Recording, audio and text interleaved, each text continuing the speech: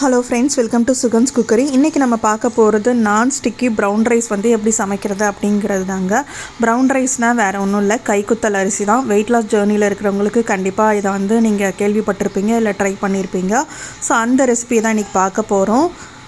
இது பார்த்திங்கன்னா ஒரு சின்ன டம்ளர் ஆட்டி 1 கப்பு ப்ரௌன் ரைஸ் எடுத்து ஊற வச்சுருக்கிறேன். மினிமம் ஒரு 2 மணி நேரம், இல்லை உங்களாட்டிக்கு ரொம்ப நேரம் ஊற வைக்க முடியல அப்படின்னா ஒரு 15 நிமிஷம் ஆகுது.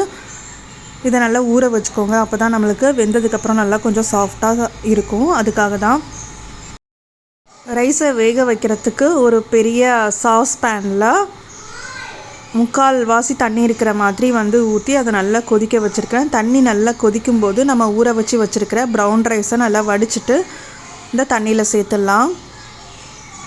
இது வேகிறதுக்கு ரொம்ப நேரம்லாம் ஆகாதுங்க. ஜஸ்ட்டு ஒரு 15 நிமிஷம் இருந்தால் போதும், நல்லா சூப்பராக வெந்துடும்.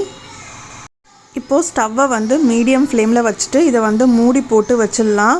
இந்த மாதிரி மூடி போடும்போது உங்களுக்கு வந்து சீக்கிரமாக சாதம் வேகும். அதுக்காக தான் ஃபுல்லாக மூடாமல் லைட்டாக ஓப்பன் ஆகி இருக்கிற மாதிரி. ஸோ இந்த மாதிரி க்ளோஸ் பண்ணிக்கோங்க.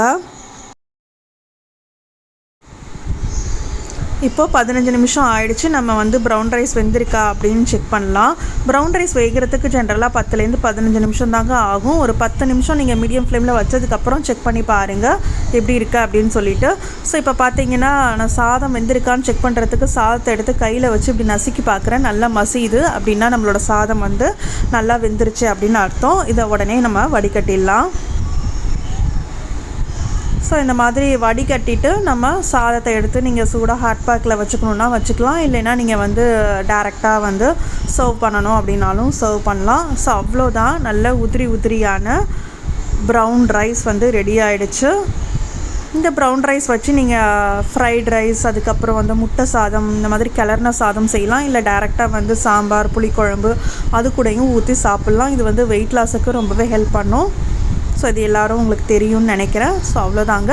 இந்த வீடியோ பிடிச்சிருந்தா வீடியோ லைக் பண்ணுங்கள், மறக்காமல் சுகன்ஸ் குக்கரி சேனலை சப்ஸ்கிரைப் பண்ணிக்கோங்க. தேங்க்யூ ஃபார் வாட்சிங்.